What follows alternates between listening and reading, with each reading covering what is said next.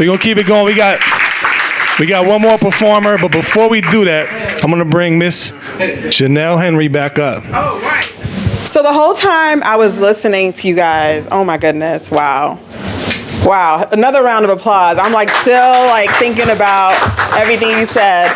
So, not being a poet, of course, myself, walk me through your process from the moment you see something on the news or you hear something that really upsets you, that process where you take that information and you put it on paper, or you think how you think about it. Because the whole time I was sitting there, I was thinking, like, how does this happen? How do you get this assignment to write a poem on domestic violence and then that we experience that? Like, what is that process like for you guys? I think a lot of us would want to know.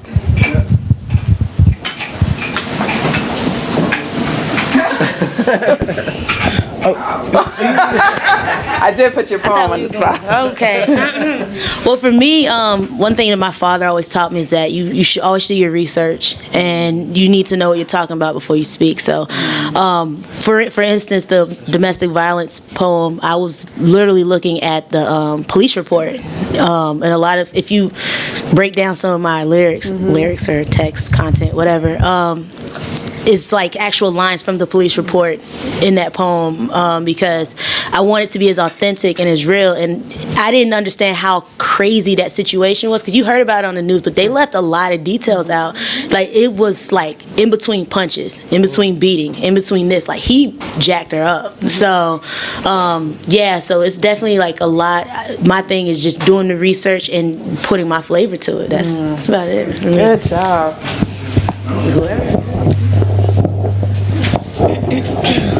Me personally, it's more of a subconscious thing, to be honest. I can't write a poem for anything, to be honest. Much like how I said, it's a gift from God. A lot of my poetry come when I'm at work. I work with children, so I'm playing with the kids a lot, and I'm seeing their innocence, and I'm just basking in that. And then subconsciously, I'm just reminiscing about the childhood that I missed out on, and a lot of my poetry just come to me. Or I can be just walking, having a conversation with God, having a conversation with myself, and I would just start freestyling, and I would just pull out my notes, and the poem would come to me. So it's nothing that I do on my own, to be completely honest. So I couldn't even tell you the process of how I come up with something. It's just more so a baby being made, in a sense.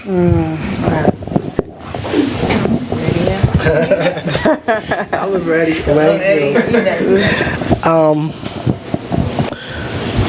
For me, not to be redundant with the comment, but it is all from God. When I was doing my secular thing, it was real, recognized real. So me, knowing I wasn't no murderer, I couldn't talk about murdering people. That wasn't me. But I would talk about how high I was getting, because that's what I was doing. So on the flip side, doing it for God, it's like I really gotta be living for God. God gotta be front and center. So that's why I try to put in a lot of the struggles, that going through. It's like literally he downloads something. I mean, it could be anything random. Matter of fact, the last verse I started, somebody was preaching, and he was just saying 5 barley loaves, 2 small fishes, and he just kept saying it till I just added the rest to it. But it's just, it just comes.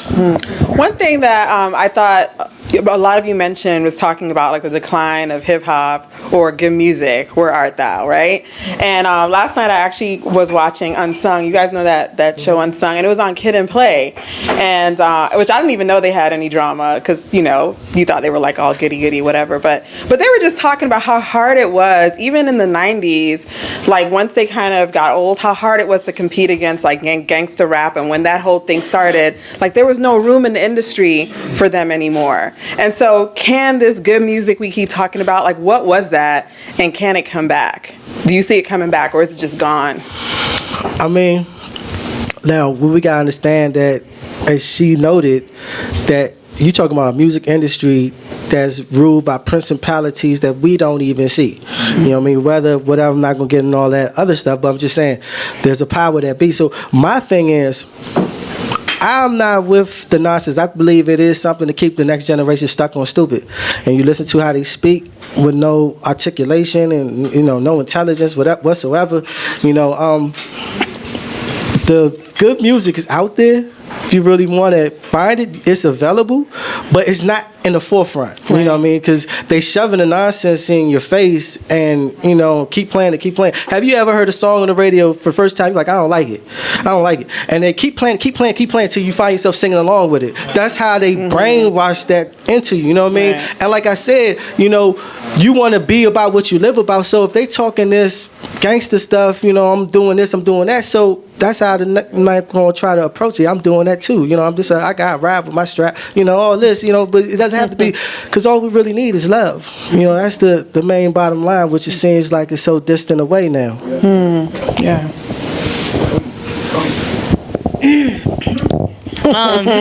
So yeah, everything he just said, and to piggyback off of that, I mean, I see sprinkles of hope. You know, I think Kendrick Lamar's last album, he had some very powerful things said in that, and unfortunately though, again, that album wasn't, I mean, people had to go out and find the music, you know what I mean? Like, a lot of his the best songs on there don't get played, in my opinion. And because, like you said, it's an agenda. Only certain trash is being pushed. But once people start, like, just, like his poem, stop being scared and just live fearless and really stop worrying about the backlash or, you know, not talking about Black Lives Matter, not talking about making good music, but like be that artist that goes out there and says, forget what everybody else is going to think of this, or forget how much money I'm going to make off of this, because, you know, it's all about selling your soul to get a gain and to get the cash, to get the glory, all that good stuff. And at the end of the day, like, some of the most happiest people in the world live in third world countries. Right, exactly. They don't have anything, you know, and because it's not about materialistic things, but we value it. So once people stop valuing it and start actually putting things that have value, like happiness, love, respect, family, like things that you don't have to buy, you know, I think then art can start transforming, stuff like that. Yeah. Definitely agree with what you said, King, and you said, Queen. I honestly believe that good music is out there. I listen to some people myself. A lot of them are, you know, relatively old, in a sense. Lauryn Hill, India Arie, you know, people that music holds a message. Erykah Badu. I just started listening to this guy named Seven. He's a Christian rapper, really good. A lot of his songs resonate with me because he came from a dark place himself. I believe there's hope, to be completely honest, because as she said, it's more so an influence. You know, everything is about what sells. Sex sells, so they're going to talk about sex. Killing sells, so they're going to talk about killing. You know, once we come together, they got to give us what we want. They got to understand that we're their boss. Once we understand that, once we get that concept in, it's like no matter whatever they push out there, if we're not buying it, they're not profiting. So once we get out of this mindset of, you know, oh, we need to succumb to whatever they put out there, you know, then I believe like we can make a change. However, I believe it's a possible way to come back. It's always a way to come back. It's always. So one thing I'm kind of fascinated by when it comes to like Christian hip hop or R&B is the goal for it to be mainstream. Is that the goal, or is the goal to just put your music out there and have a small following and it be kind of like this niche industry? Like, what's the goal? What would be success?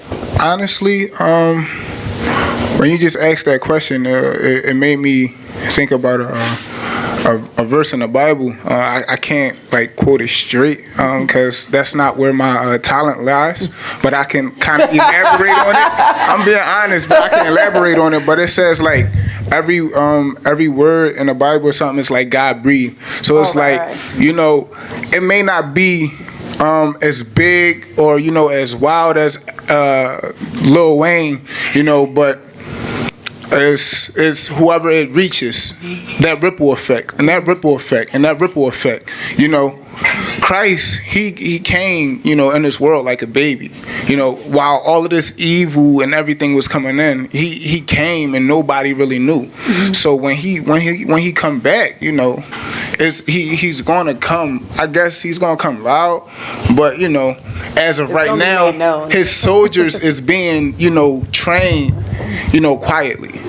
He don't want that big spotlight. So I feel like it's not the goal to be mainstream. It's the goal to convert those who hear the message. Christ spoke in parables because he wanted people to be with him wholeheartedly. So if you wanted to listen to him, you're going to seek him out. But those who didn't want to listen to him, it's just going to leave. Look, he's talking folly, he's talking foolish. They're speaking drunk, whatever. So it's like I'm not trying to listen to that. So I'm looking at it like God is placing these people in the world quietly, so those who want to hear, those who want to search, those who want to feel for him is going to search him out. It's not going to be mainstream because that's not God's stilo. And I also think that just like taking care of your body, taking care of your temple, being healthy physically, I think is needed. Like, because I'm a firm believer that music is very powerful, and it's necessary for our spiritual health to get that cleansing. When you going, like for this event, I feel like when I come here, it's like it's so refreshing because all week you're just around trash. You hear it all the time, and there's no way you can. I mean, whether you go to work or you work driving your car on the radio, like it's almost a way you can't avoid it. And so even being a Christian, that can sometimes like weigh down on you. So it's good to have that music because, in my opinion, it's very healthy. Like this type of event for me is healthy. So it's good for my spirit. I hope it's good for y'all's too. I don't know how it was, but I was in 7th grade, and it was a history class, and I didn't study. So what I did was I made a rap of the questions and answers and put it in a rap, memorized the rap. Went taking the test, and I just kept repeating the rap. Oh, that's the answer. So my thing is, for me, is of course would love a huge platform, but if somebody could take from it and it impacts their lives, I think that's even more fruit. Because this one rapper said this line, and I've been holding on to it like all week for whatever reason. It just dropped in my mind. I said, if you could read his word just a little a day, it'll open your eyes like the spit on the clay. Because sometimes it's just to read, be like, oh, I can't read right now, but no, just to read his word, spend time in his word. So, and my thing is just to make the impact. Yes, the platform would be nice, but if it's just one person that's like, man, what you said really motivated, what you said just touched me, that speaks volumes for me. And just one last question, since it's the 1-year anniversary of Soul Food Sundays, what has this experience meant to you? What do you want people to take away? Just like what I asked the last group.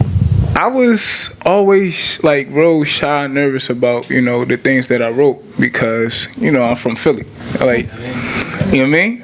Like, my struggle, I honestly feel like nobody ever went through it. So it's like I said in my poetry, like, I can read, my poetry aloud to the whole world, and 95% of the people won't understand or listen or get my message from, what I'm saying.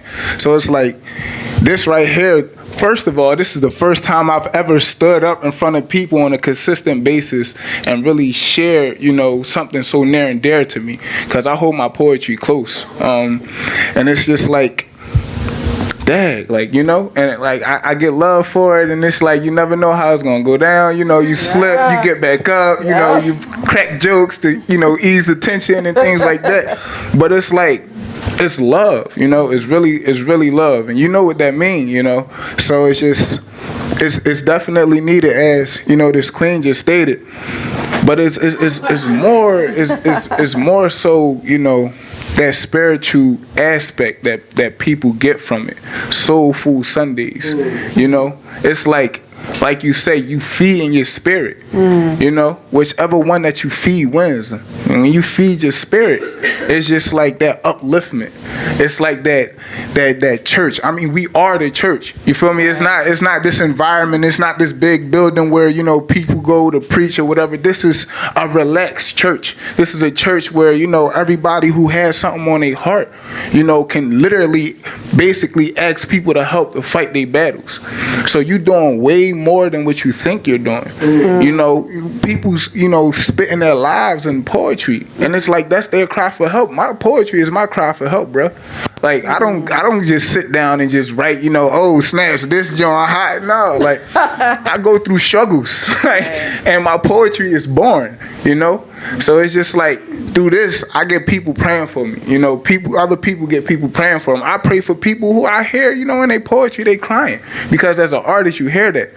So it's just like, you know, it's more than, you know, just that heart, that love that you create. And it's that spiritual upliftment. It's, you know, people like me and Charity becoming great friends, you know. And I would have never met her. I had never met this legend, like, you know. So it's just like, wow. Like, it's really like, wow. So I just really commend you for that. I thank you. And bruh, like, from the bottom of my heart, I love you for it. Like, seriously. Yeah.